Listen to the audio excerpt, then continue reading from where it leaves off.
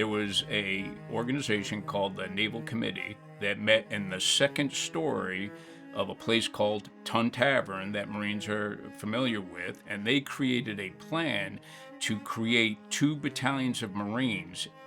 The Royal Navy was the largest, most powerful Navy in the world, so the idea that they could create a Navy from scratch that could challenge this was considered absurd. Well, this is the age of sail, and in the age of sail, if you are going to create a warship, that warship needs Marines. That's a given.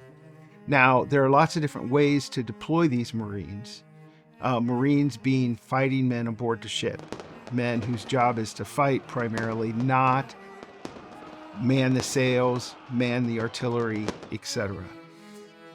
The ships that they were loading up on weren't necessarily warships. They were converted, merchant vessels, captured vessels, things of that nature that the Marines and the Navy loaded up on in order to move down to Nassau.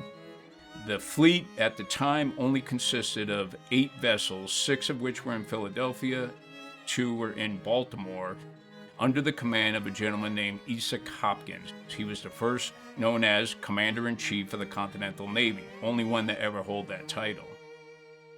Their initial responsibilities included providing good order and discipline of the ship. They protected the captain from mutinous crews. They fought the ships from the fighting tops of the ships, but also to repel enemy boarders or to provide their own boarding parties to capture enemy ships. And they were designed to conduct limited operations ashore in support of naval campaigns. The 1st Marine Detachment commander of the fleet's first flagship was a gentleman named Captain Samuel Nicholas. Samuel Nicholas's background is not extremely well known. He was the son of a blacksmith. He was likely connected to the elite of the city of Philadelphia through various merchant connections. He was not a well-known soldier by any stretch of the imagination. He was the first of 3 Marine officers who were commissioned in that initial group, and being the first Marine, Samuel Nicholas was the first Marine recruiter as well, because he and his fellow officers had to go out and recruit the Marines from the streets of Philadelphia because General Washington refused to pull any soldiers out of the Army to create the Corps of Marines. So what occurred is Samuel Nicholas, as the senior Marine, was pulled in by Commodore Hopkins, and he was told, "I want you to lead a landing party in order to conduct a raid into New Providence and capture 2 forts that existed there." Most of the British regulars had been pulled from the forts.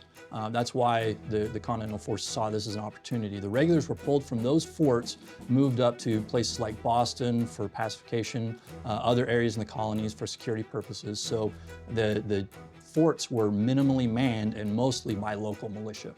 Montford Brown was the governor of the Bahamas, and he was given responsibility for defending that British hold-in. He was not necessarily considered a decisive leader, which was another factor in leading them to consider Nassau a prime target. In January of 1776, the fleet gets its first orders for its inaugural cruise.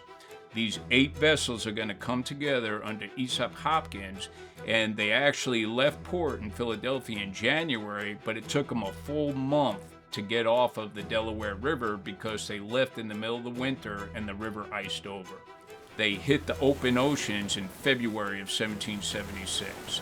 The Continental Congress's first orders to Isaac Hopkins was to take the fleet, move down to the Chesapeake Bay, and seek out, find, capture, or destroy the Royal Navy fleet operating off of the Chesapeake Bay. If that were not enough, once that was complete, they were then to travel further south to the Carolinas to seek out, capture, or destroy the Royal Navy fleet located there. And if that were not enough, they were then to shift and move all the way north to Newport, Rhode Island to seek out, capture, or destroy the Royal Navy fleet operating off of Rhode Island. This is the inaugural deployment of the first American fleet. They had never trained together. They had never operated together. Many of the crews were just learning each other, and 2 of the ships didn't even join the fleet until they left the Delaware Bay. They were getting ready to take on the most powerful navy in the world. Luckily, the orders had a caveat on it, which he chose to use to his advantage. And that caveat said, oh, by the way, if the weather won't permit, or in your own professional judgment, there are circumstances which prevent you from following these orders, use your own best judgment. Aesop Hopkins had received an intelligence report, and that intelligence report stated that there were loads of gunpowder and weapons and other ordnance items being held down in New Providence Island in the Bahamas.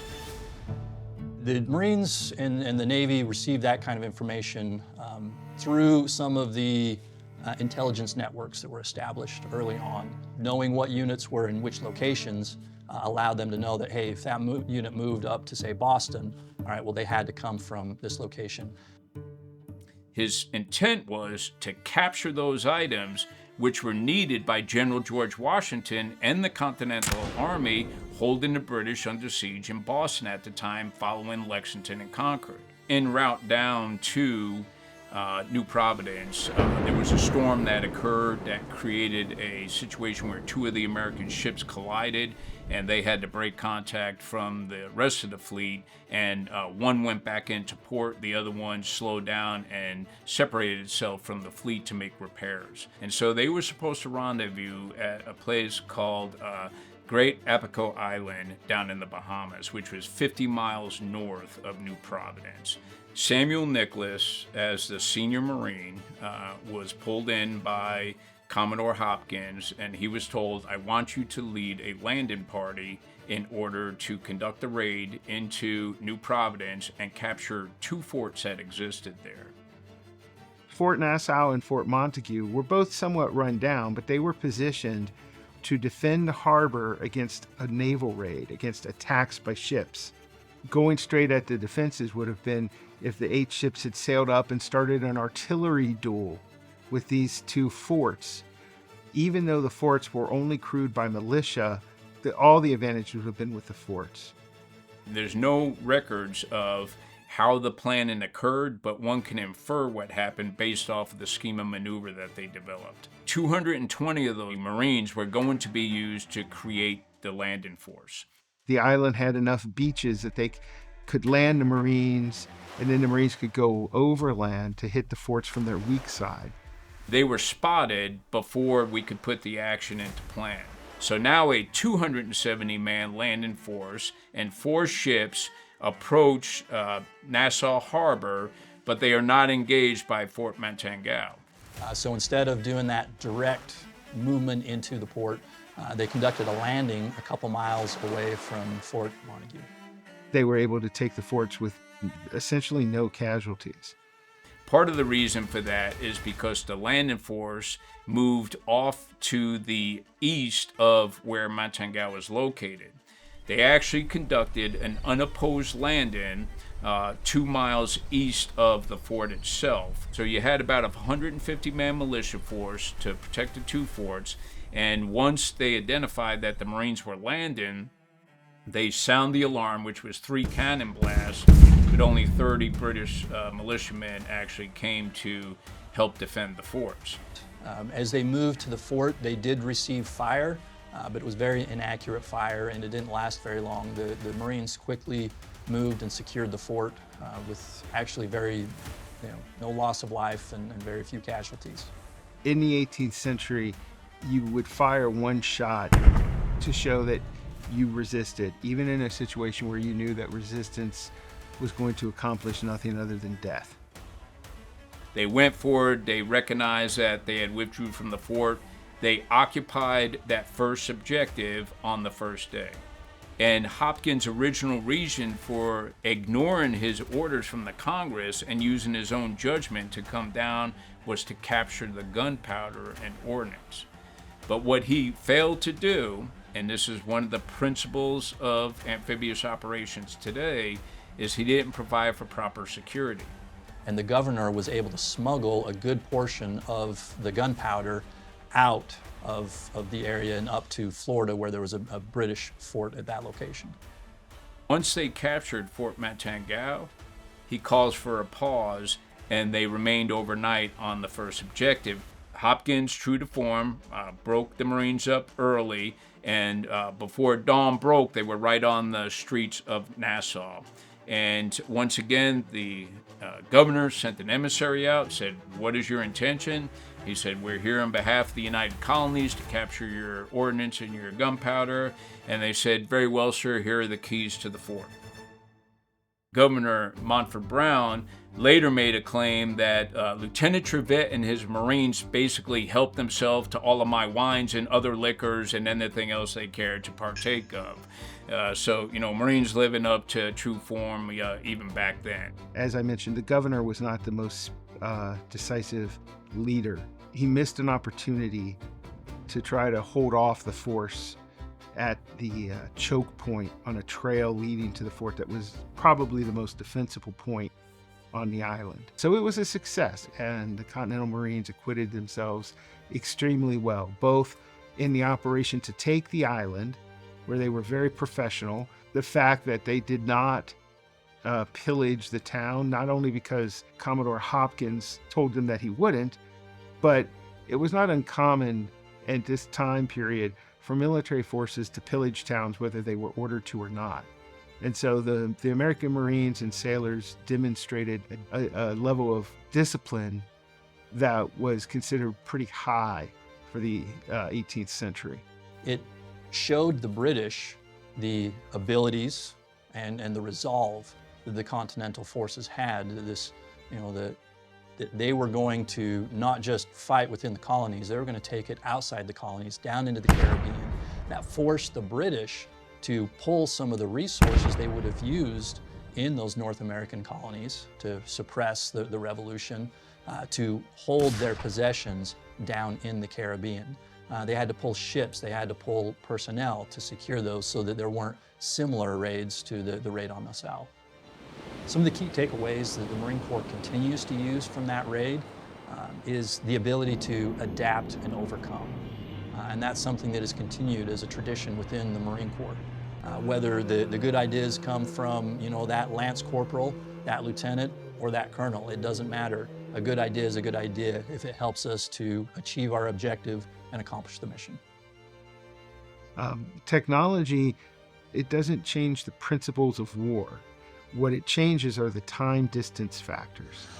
How far you can project power, how far you can project destruction, how far or how quickly you can communicate with each other. When the ships are in Nassau, they had no way to contact higher authority. It would be months before they could contact the Continental Congress and get higher authority to say yay or nay. And the same thing was true for the British, right? Today, of course, that kind of reaction can be much faster because you can communicate across the globe in a matter of seconds. Amphibious warfare and the basic principles of the stages of an amphibious op and the principles of amphibious operations are just as relevant today than they were in 1775 on this first amphibious operation. Over the years, we've developed the ability to assault a fortified beach. It really came into its own during World War II and the Pacific Island hopping campaign. Beaches like Tarawa, Iwo Jima, those locations heavily fortified, heavily defended, and we had developed both the doctrine as well as the technology, the kind of landing craft, the ability to do naval gunfire, to close air support, all of those to assist the landing force as they moved in, to prepare the beaches, to be ready to optimize the force as they land to conduct the mission successfully.